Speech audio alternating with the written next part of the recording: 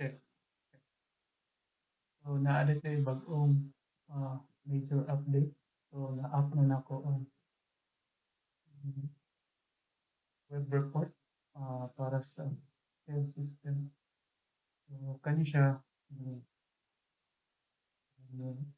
first for the moment. Ang nabutang ko diri is the cash ledger. So makita ninyo diri ang current cash sa every location. So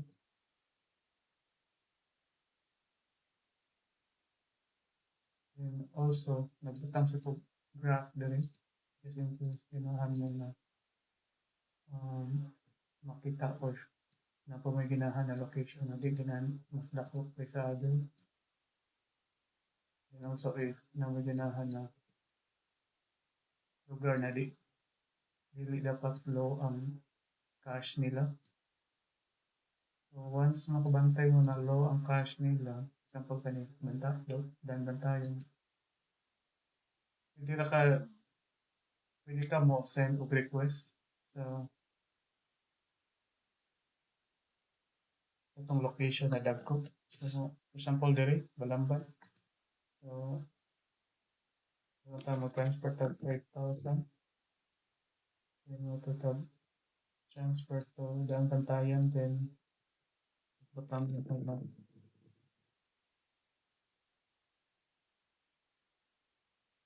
So once na send na nimo sa imo aning phone, so pwede na kayo mag-create and then okay, so proceed. Then mo send siya og notification na na-send na. Then sa system dito sa store, I mean sa phone shop, pwede makita din nila dito ang request. So it dili sales then cash ledger. So makita ko dili ang walang ba naa siya pending for transfer. I-click niya ani dili. Kita niya diri sa ubos. Waiting for transfer. So double click lang niya. Makita diri ang from location which is Balamban and then transfer to the Bantayan. Then mo ang amount niya plus ag request. So then example na sila ganahan i-add og notes diri after nila na-transfer. For example, gigamit nila Palawan. So pwede na sad nila magamit diri itong Palawan code.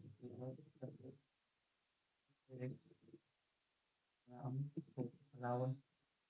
So once if na-transfer na nila, then mo ang code. So pwede nila set to transferred na. Automatic na sa siya ma-show diri ang nadidekan ilang current cash. So ang taga daan bantayan, makita sad sila diri og awaiting to receive. So nakita nila diri, kita nila diri sa lower right, pending to receive. So ni-double click ani nila.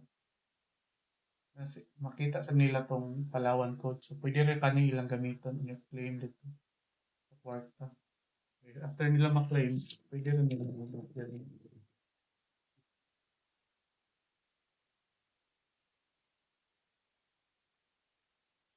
So, automatic update na po niya siya sa ilahang current cash. Then sa app sa admin, pwede niya i-refresh. Then makita sa to niya ang mga changes sa Bantayan, which is na-change na siya to 6-1. If tan-aon sa niya ang graph, nasa siya changes direct. So, may-increase na po siya direct.